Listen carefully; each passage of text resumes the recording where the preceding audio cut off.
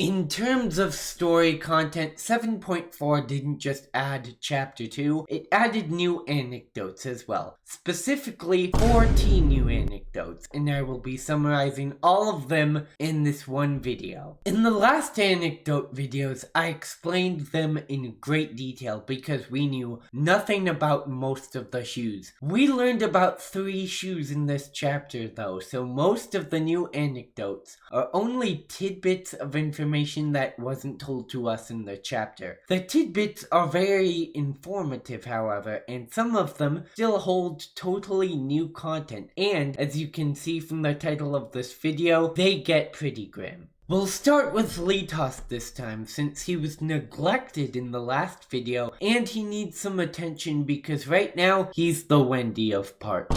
Litost only has one new anecdote that is a conversation between him and Lantern. Lantern, as usual, immediately pulls out her gun and is about to shoot under the impression that he is an enemy to her, but Litost doesn't see it that way. He argues that there's no such thing as pure evil or pure good. The definitions of a good and evil change with your stance. A stance of balance is good. I do not mind doing evil for good to restore this balance. Spoken like a true Kathlana, he would be so proud of you. Meanwhile, Lantern just doesn't see good or evil at all anymore. Ever since the shadows invaded, the true definitions of good and evil have gotten lost in time. Litost and Lantern both have different ideologies of what good and evil is, and as Litost realizes that they are exact opposites, he concludes that as long as opposites exist in the world, there is balance.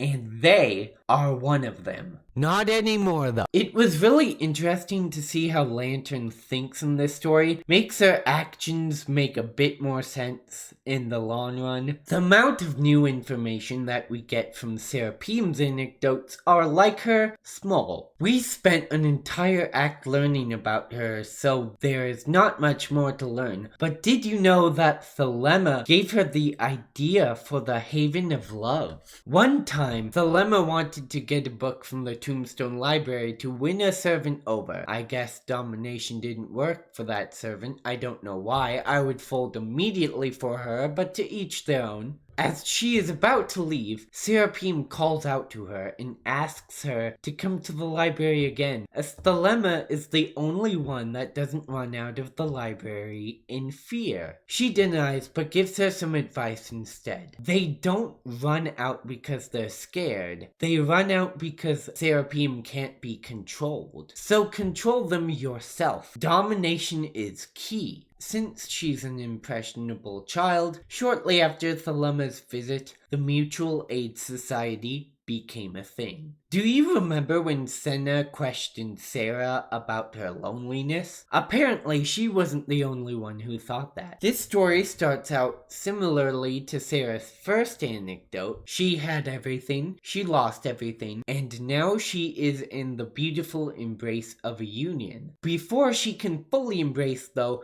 she momentarily wakes up and becomes lucid. During this lucidity, she finds Serapeum, and after a few moments of admiring her, she felt like she was lonely. She realized that although everyone that joined her union got what they wanted, Serapeum never got what she wanted. She had the urge to head pat the child, but this only lasted for a moment, as she quickly fell back into the bliss of union. First of all, I'll head pat Sarah for her. Second of all, I think I know where Sarah's head is at with all of this. She thinks that she shouldn't care if she's happy because she's making other people happy. Furthermore, Thelema is a role model / mentor for her. She was the only one that was not scared of her, and she even gave her the idea for the Mutual Aid Society. So Thelema basically gave her part of the solution to her problems and gave her her the foundation for her entire life so far. Also, Thelema said that she's fond of Sarah, so all of this combined probably formed a strong one-sided bond. Or maybe it's mutual, I don't know what Thelema thinks yet. They both have a similar control-like thing going on, and Thelema doesn't seem to be sad or lonely at all. She seems to have a great time. So Serapeum might be thinking that she should be just like Thelema, and that she should just suck it up because Thelema's doing just fine on her own. Thelema's an expert on what she does. She's a strong and powerful adult woman. Sarah probably wants to be just like her when she grows up. For Serapeum, Thelema is her hero, and your heroes never die, right? Speaking of Thelema, she only has one new anecdote, and it's all about her clothes. Ever since she was a young girl, she had an interest in design, and that interest grew with her, and she became a perfectionist about it. She could never really design one that she felt passion for, and was dissatisfied even when everything else about it was perfect. Suddenly, her maid came through the door to give her an invitation to a family ball. Instead of accepting it, Thelema reprimanded her about some deceitful behavior that is of the greatest disloyalty to her. She accepted shortly after, though she demanded this maid to put on a gown she made.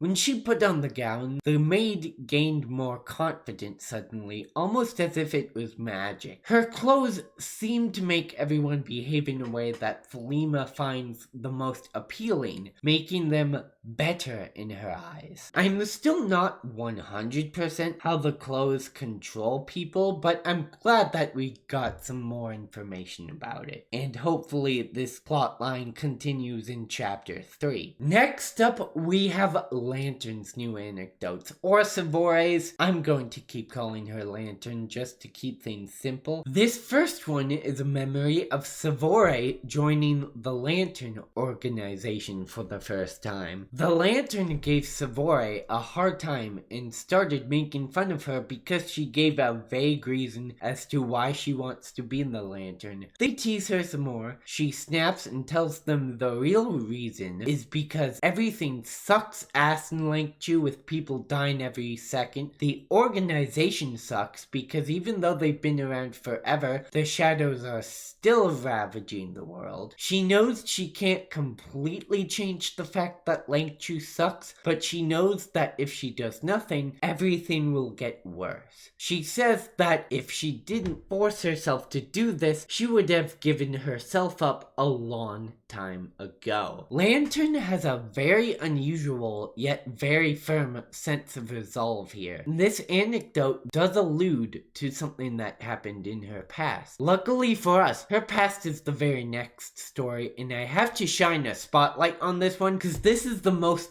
up thing I have ever read in this entire arc so far. Lantern's very young in this story, and she's been crying so much that she can't see due to all of the tears. Why? Presumably, the shadows mercilessly slaughtered her parents, and also dismembered them. She was so young when this happened that she didn't understand the concept of death yet, so in the most twisted sense of childhood innocence I've ever seen, she tries to put them back together. This is Mom's hand. I need to put it back for her. Mom, why aren't you talking? Did I put it in the wrong place? Is it the other side? I can't see. This is hard. Is this Dad? His head is so heavy. Can't drop it on the floor. He'll hurt. What the hell? This is simultaneously the best and worst anecdote I've read so far, man. Anyways, she does this all night, and the next morning, every civilian that walks past her screams in terror because she is seen covered in blood from head to toe next to her dismembered parents, which, by the way, must have been a wild sight that put them in therapy for a few years. This is where Savore's resolve comes from, her origin story, which is a hell of a origin story. This hit me like a truck when I read this for the first time. Also, the title makes it worse. Puzzle? Who titles these? Do you think this is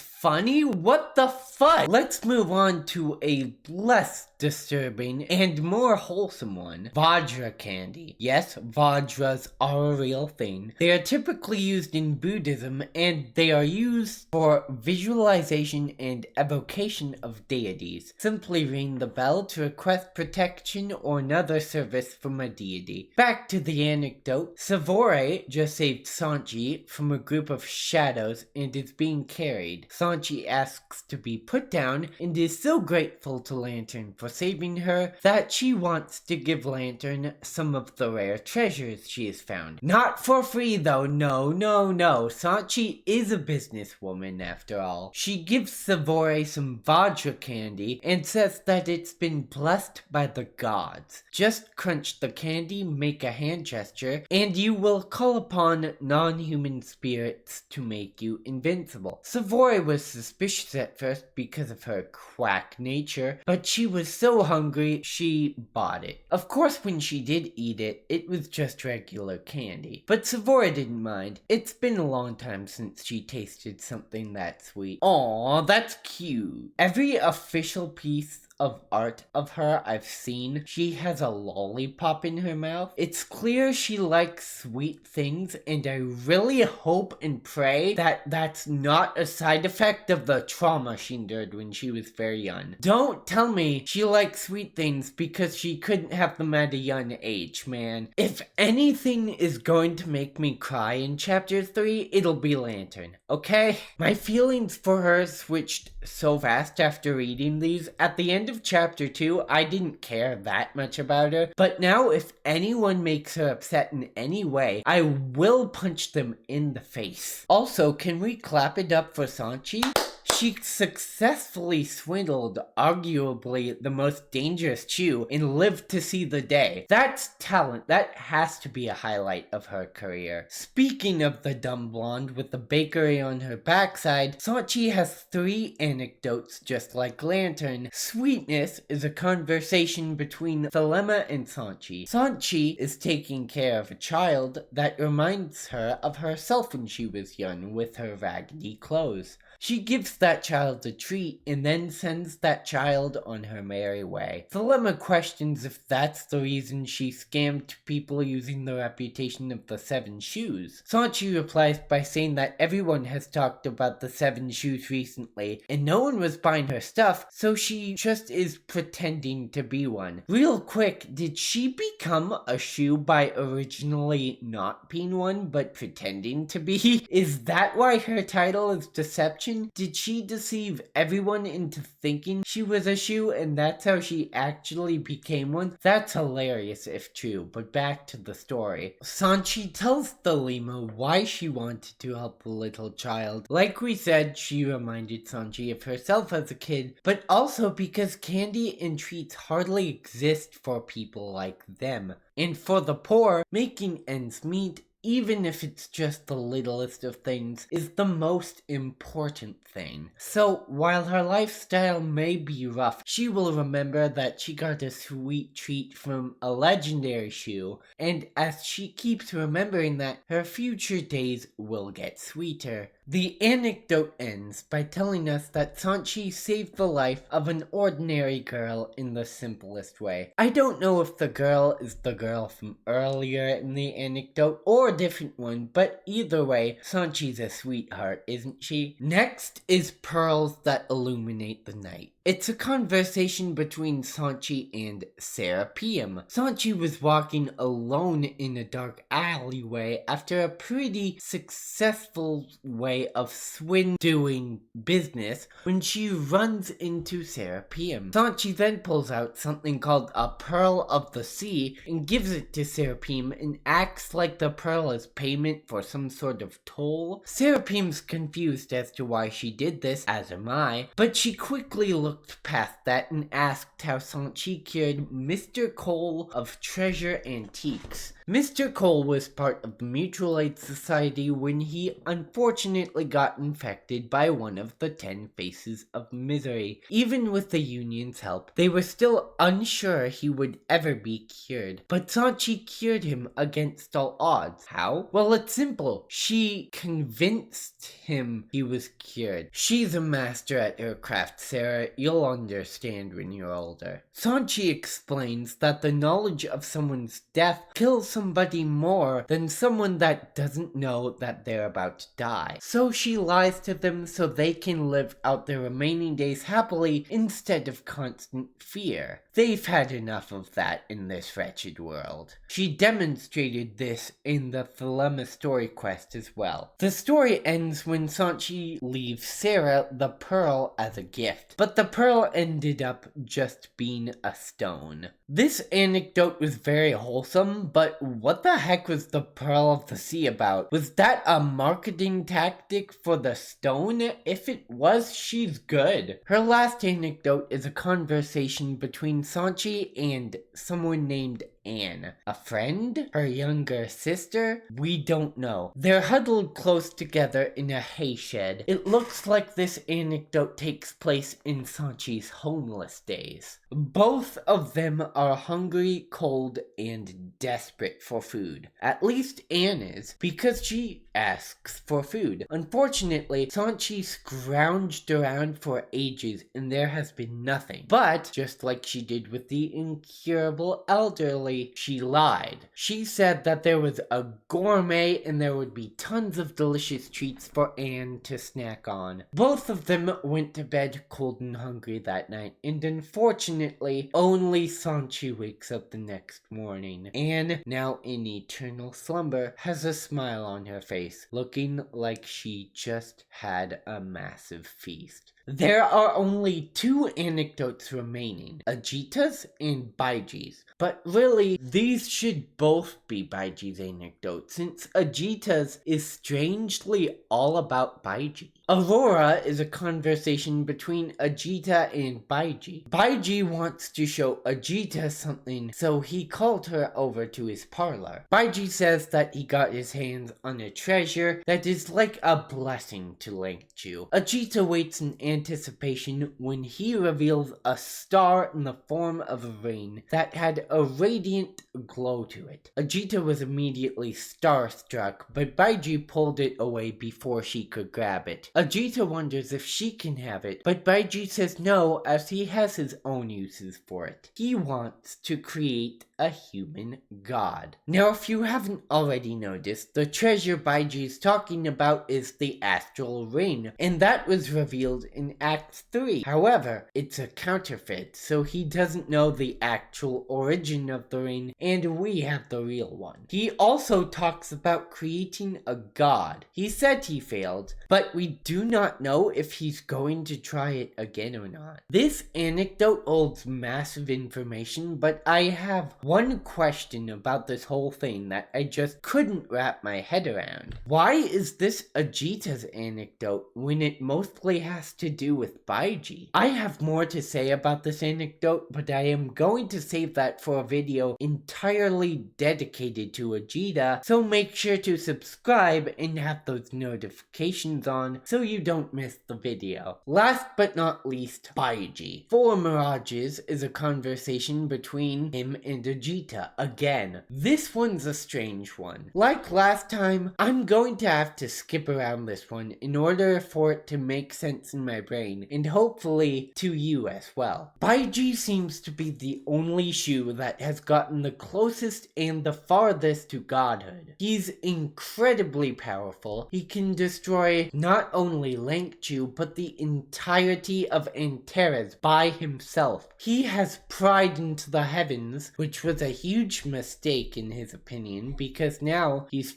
freaking out and he had no idea that the heavens were beyond what one person could handle. Really, dude? That's as stupid as you saying you think you are not conceited enough to want to become a god, despite you wanting to create one as a mortal. What? You idiot? Stop trying to do these things as a mortal. Think for 2 seconds. It's not happening. Because his journey to the heavens broke him, he's all down on himself. And apparently, he did something very immoral to get to the heavens because he wants to do exactly what Litost did to pay for his wrongs. Ajita thinks that's a cringe beta male mindset because he only made one mistake of his life. She understands it was a grave one, the kind of mistake you can never go back from, but she thinks he can still try. It sounds like an unknown third person enters the scene here. Baiji seems to get out of his funk as soon as the third person tries to snap him out of it, and he concludes the anecdote by saying he will try to undo his defeat. Alright, that was a lot, but we're finally done. At first, I didn't like these new anecdotes because I didn't think they told us much, but as I was scripting this video and reading them more, I found myself